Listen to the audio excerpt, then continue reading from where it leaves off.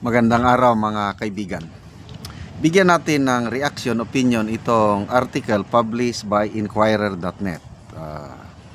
Pahayag ni Senator Lacson na nakakabahala laban sa Marcos administration. Baka lalong lulubog ang approval o satisfaction rating ng Pangulong Marcos dahil dito. Title, Lacson, Cabral files show allocables for 5 in the cabinet. Okay. Former Public Works Secretary Manuel Bunuan and at least 4 other members of President Ferdinand Marcos Sr. cabinet who allegedly had billions of pesos in allocable funds in the 2025 budget may be called by the Senate Blue Ribbon Committee. Senate President Pro Tempore Lacson said, yan, iimbestigahan. Sabi ni Lacson, why would a department secretary have an allocable?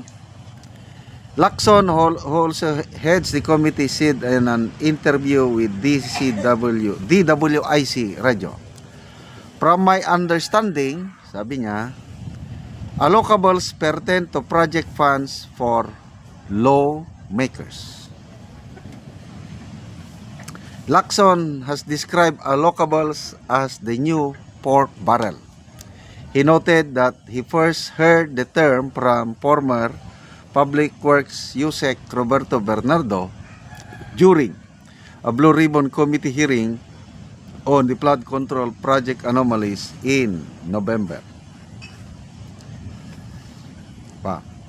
The names of these high executive officials appeared in the documents he had obtained from a lawyer for the late former Public Works Undersecretary Maria Catalina Cabral, one of the key figures in the ongoing investigation in flood control scandal. So, ang Cabral files, hindi na lang si Congressman Libeste ang may hawak. Ito, si Senator Lacson, hawak na rin niya galing sa abogado ni late Yusek Cabral. Ang Bilyonaryo News Channel may kopya na rin. Sino pa? Si Katunyeng may kopya na rin. Marami ng DPWH leaks ang tawag nito. So, ito yung tinatawag na ni Yusek Claire Castro na hearsay. Wala daw value yung Cabral files na yan. Well, bahala sila. Hearsay, but depende ang taong bayan. Ito, lumalabas, pinapaniwalaan ni Senator Lacson ang Cabral files. Okay. Her death on December 18 after falling into a ravine beside Cannon Road in Benguet Province last week remains a mystery. Ito, at least, sabi ni Lacson, at least 5 cabinet secretaries and some undersecretaries had allocables or non-allocables according to the documents.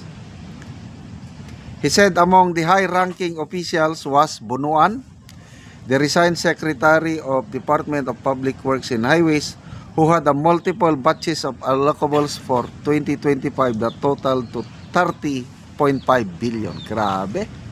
Ito yung pinagkatiwala ng Pangulong Marcos Jr.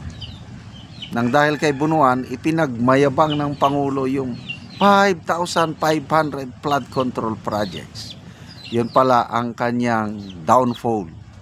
Nang dahil sa flood control projects niya, kaya ngayon napaka bulusok na ang rating, survey ratings ng Pangulong Marcos Jr. So, grabe, 30.5 billion.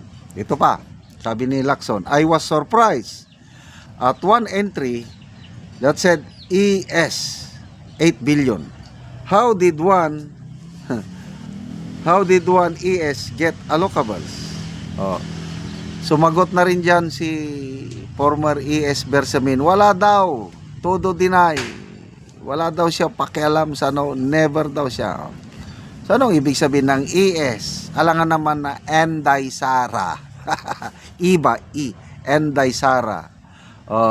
Yung kay Attorney Guanzon, alangan naman na L. Soriano. So sinong ES? Bala na kung sino yung AS sa taong bayan, basta nag-iisa ang AS sa Malacanang. Oh, na todo dinay naman ang dating AS. ES are the initials commonly used to refer to the executive secretary who at that time was Lucas Bersamin. Lacson said in the radio interview that the officials may be invited by the Senate Blue Ribbon Committee's next hearing once the documents including special allotment release orders or SAROs dated December 27, 2024 are authenticated by either the DPWH or the Department of Budget and Management.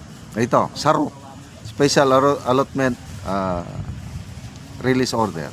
Sabi ni Senator Lacson, nakahanda na daw si Yusek Cabral na magtestigo sa Blue Ribbon tungkol sa SARO, yung document na pumapayag ng i-release yung mga allocables. Ano pala ang allocables at non-allocables? Example, ako, Congressman, 1st District of Cagayan de Oro. Ang allocable, para sa akin talaga yon. Yan, gagamitin ko yon, ako mag-implement.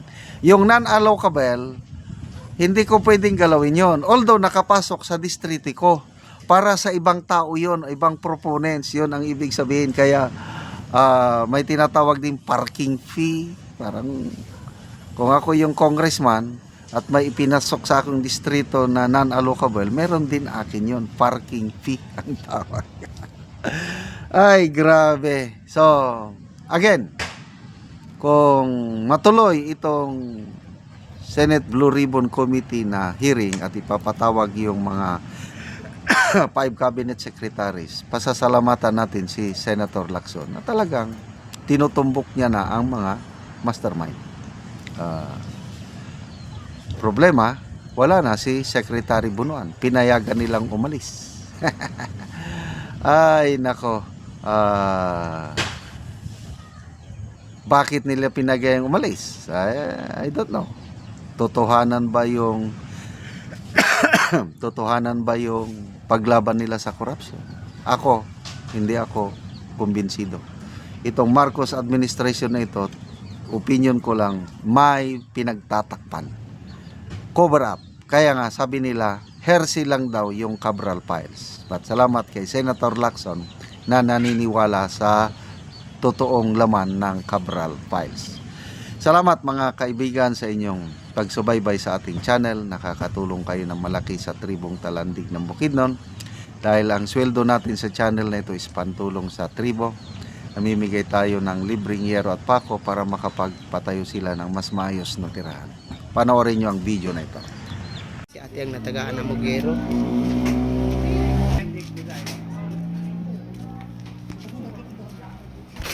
So, ano niya ang balay.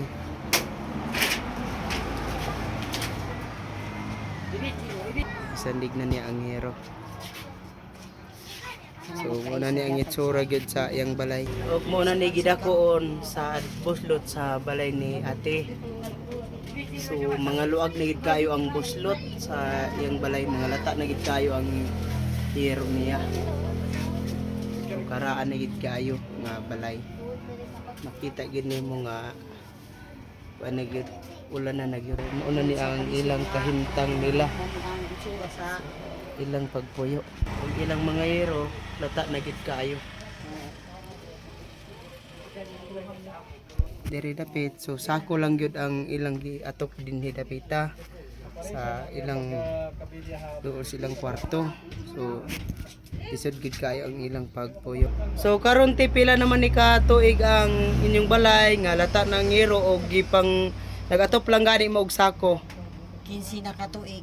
15 na katuig ang hero. Oo. So gikuha na lang ninyo ang uban og sako. Para nga kuan ma-diptan ang kuan Mm. tulo. Mm. May mga eskwela nga kuan. Bisod ni kaayo. Na may mga eskwela. So pila ka bukti imong eskwela te? Kuan duha. Duha. Oo. So unsa na yung mga grade? Grade 7 o grade So insa day te inyong panginabuhian? kuan ka pa nang punta aksyon ra ang yang bana walain magtrabaho na dayon sa panimalay ang yang asawa. Sulisod gyud ang ilang panginabuhian. Oo, wala gid kay tungod ra sa pampakitug bugas. Gakalisod pa gani magpalit og bugas. Oo, so salamat. Salamat sa Ginoo nga sa naghatag sa sin. Oo. Ang gihatag sa kalinghiro. Salamat kaayo.